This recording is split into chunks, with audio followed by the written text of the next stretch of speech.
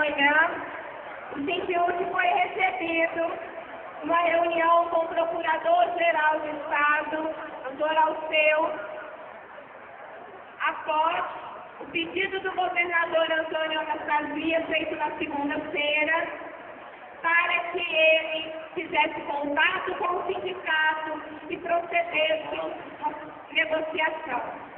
Reunião de ontem, além do Dr. Alceu, contou com a presença da promotora estadual da Educação, Maria Elvira, e do promotor da Infância e Juventude, Dr. Celso, além da comissão do Simpiúd. Nessa reunião, no dia de ontem, dia 30, o sindicato reiterou a solicitação de que o governo apresentasse uma proposta de aplicação do piso salarial, conforme determinado pela Lei Federal 11.738, no vencimento básico, que as melhorias do subsídio apresentadas na semana passada, primeiro, que não chegaram a ser melhorias, nem para quem ficou no subsídio. Segundo, que não diziam respeito ao piso salarial. A publicação do acórdão com a decisão do STF sobre a constitucionalidade do piso enquanto vencimento básico era um elemento importante que surgiu no cenário desde a última reunião com o Ministério Público, que foi no dia 16 de agosto. O sindicato também reiterou que a questão do escalonamento, assim como a justificativa da Lei de Responsabilidade Fiscal, não poderiam ser utilizados por vários motivos. Primeiro, em relação ao escalonamento, a própria Lei Federal 11.738 estabeleceu um período, um cronograma para que os estados e municípios se adaptassem, se organizassem financeiramente e planejassem o pagamento do piso salarial. Esse período foi de julho de 2008 a dezembro de 2009. E o governo ainda teve um prazo maior em função das questões judiciais que envolveram a Lei 11.738. Então, nós estamos dizendo que o governo do Estado teve 3 anos para se organizar, planejar em todos os aspectos financeiros e orçamentários para cumprir a lei federal. E que, portanto, além disso, o governo do Estado não investe os 25% previstos na Constituição Federal em educação. As contas do governo são analisadas pelo Tribunal de Contas e o governo acrescenta gastos com a saúde, acrescenta gastos com previdência, com esporte e cultura para chegar aos 25%, o que não é permitido pela legislação federal. Quanto à Lei de Responsabilidade Fiscal, o governo este ano, através das leis delegadas, criou cargos, modificou salários de cargos comissionados, o que evidentemente impactou o resultado final da Lei de Responsabilidade Fiscal. Então, se o governo criou cargos, aumentou despesas, ele já tinha uma previsão em relação à nossa lei para o pagamento do piso. O governo também aumentou despesas das suas secretarias. A Advocacia Geral do Estado aumentou em 40% de 2010 para 2011 as suas despesas. Contratos administrativos na CEPLAG, no meio ambiente, na Polícia Civil, aumentaram cerca de 20% de 2010 para 2011, dados obtidos pelo relatório que o governo tem que publicar sobre a execução orçamentária, então são dados públicos. Além disso, o governo fez 74 mil pagamentos a mais pela Secretaria de Estado da Educação, se nós compararmos 2010 com 2011. Se nós compararmos 2010 a março de 2011, foram 10 mil pagamentos a mais. Ou seja, ao discutir a folha, nós queremos sim discuti-la, porque se o governo acrescentou tantas despesas, logo ele já teria se organizado para pagar o piso salarial profissional nacional. Portanto, não serve de desculpa a alegação de que há um impacto na lei de responsabilidade fiscal. Também não serve de desculpa o fato de Minas Gerais não receber complementação da União no que se refere a recursos do Fundeb. O que Minas não recebe é complementação, por um motivo muito simples. A arrecadação de impostos, que é vinculada à organização do Fundeb, é suficiente para o investimento na educação do Estado. Nós não estamos falando de um Estado pobre, nós estamos falando da segunda arrecadação de ICMS do país. Recebe complementação quem é pobre, não quem é rico. É essa a organização do Fundeb. O encaminhamento dessa reunião de ontem foi o agendamento de outra reunião, essa sim com a participação do governo, agendada inicialmente para as 10 horas da manhã de hoje e em seguida remarcada para as 11 horas. Da reunião de hoje participaram a secretária de Planejamento e Gestão, Renata Vilena, a Educação, Ana Lúcia Gazola, o secretário de Governo, Danilo de Castro,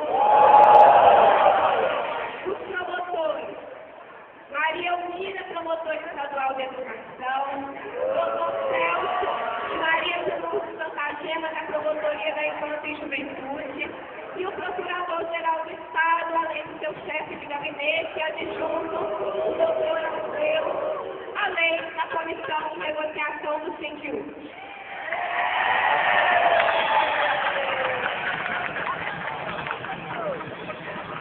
Eu vou relatar na íntegra a proposta. E eu queria que vocês escutassem bem atentamente, para vocês entenderem o que foi proposto. A reunião começou com a secretária de Planejamento e Gestão fazendo um histórico de todas as melhorias e investimentos na educação feitos desde 2013. Nesse histórico, o governo nos apresentou a seguinte proposta: ninguém recebe menos. Ninguém receberia menos, de acordo com a proposta do governo, ninguém receberia menos que R$ 712. Só que entender a proposta toda, quando a gente acha que não é possível ser criativo, a gente encontra a criatividade.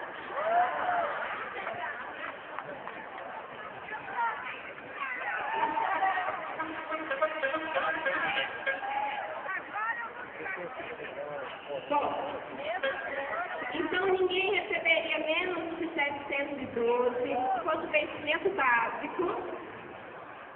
As pessoas teriam novamente a opção. Os que ficaram no vencimento básico de ir para o subsídio, os que ficaram no subsídio de saírem no subsídio e irem para o vencimento básico. Nós questionamos se os designados também teriam esse direito, porque designado tem elementos de carreira. O governo disse que sim, que o direito de opção vai ser para todos. E a proposta seria para janeiro de 2012. Seria uma proposta especificamente para os professores. E os demais cargos, que são de suporte à docência, que nós sabemos que tem direito ao piso, nós sabemos que isso está pela lei, que os demais cargos teriam a opção do subsídio.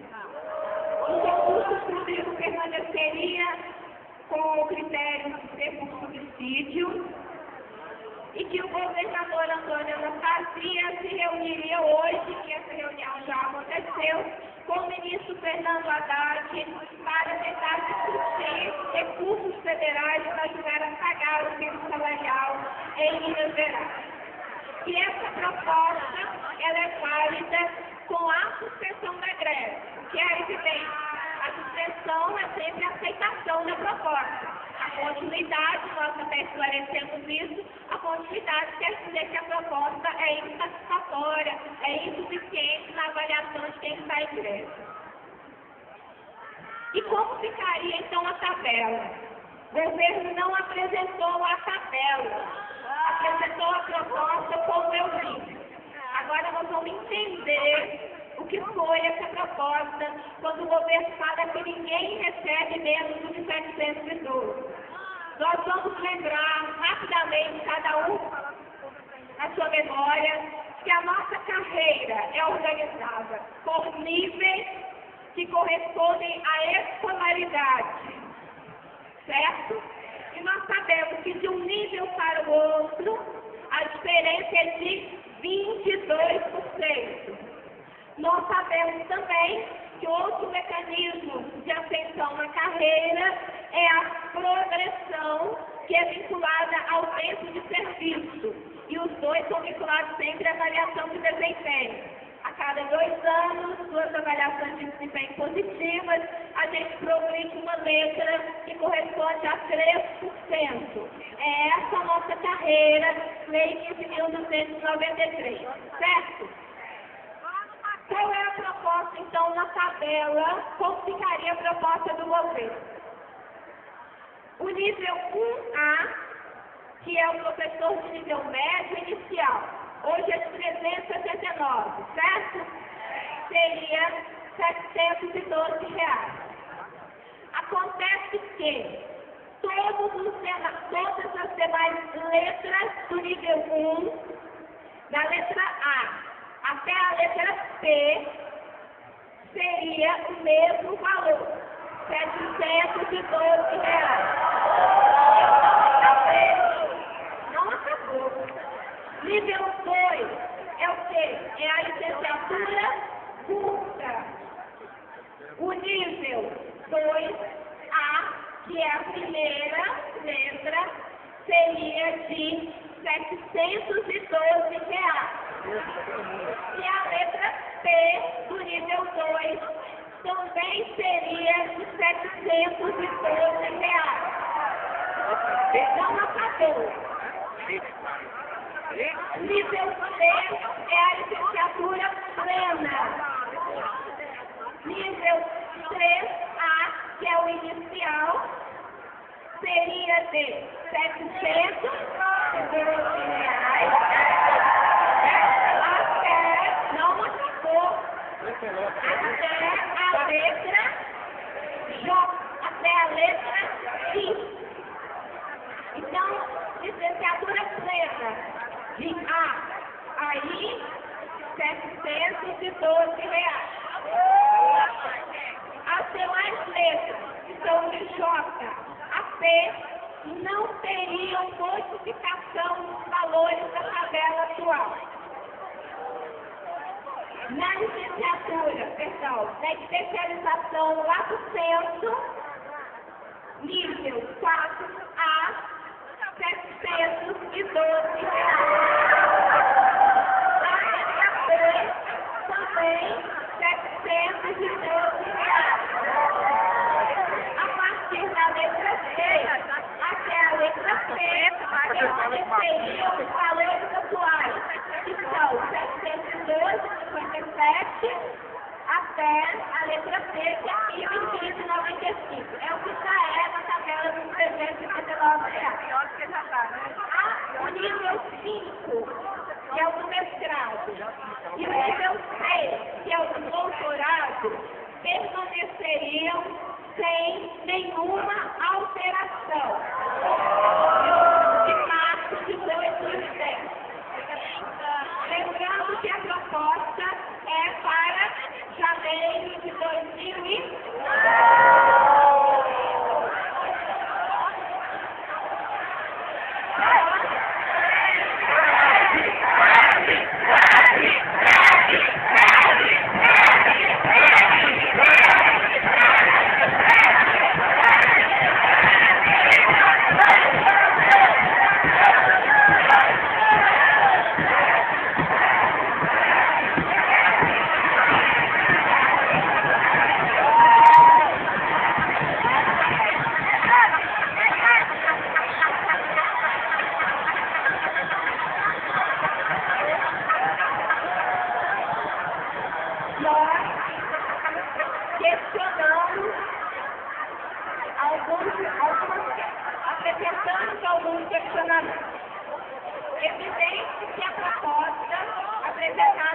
governo tem como justificativa a questão financeira do Estado.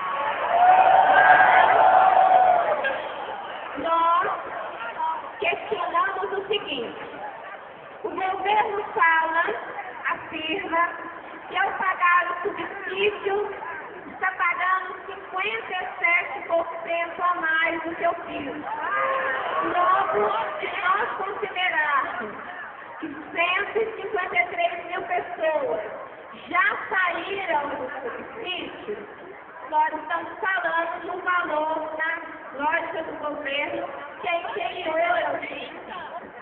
O governo afirmou que a folha de pagamento da educação aumentou 35% no primeiro semestre e a projeção de aumento anual é de 30%. Se aumentou 30% no subsídio, nós teríamos margem para discutir o piso, que é menor do que o subsídio na leitura do governo. Então, nós questionamos a apresentação desses elementos financeiros, porque se nós chegássemos ao limite de saber que o Estado, de fato, não consegue cumprir a lei, nós diríamos isso em assembleia.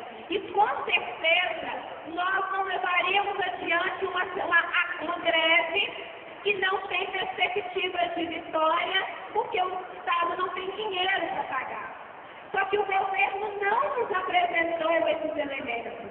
Disse apenas que pacta e é superior à lei de responsabilidade fiscal. Nós não tivemos todos esses elementos para poder fazer a análise dos modos em que eram necessários para que a gente avaliasse de fato as condições do Estado. O que nós sabemos é o que é publicado, que o governo aumentou despesas de uma série de setores e não conseguiu se organizar para pagar o piso salarial profissional nacional.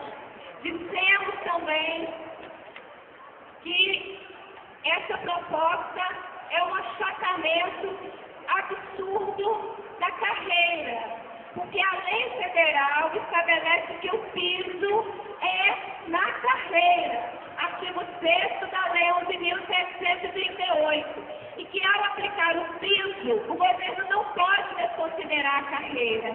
E essa proposta acaba, sim, com a carreira, com a valorização pela formação, ao fazer com que quem tem nível médio tenha o mesmo salário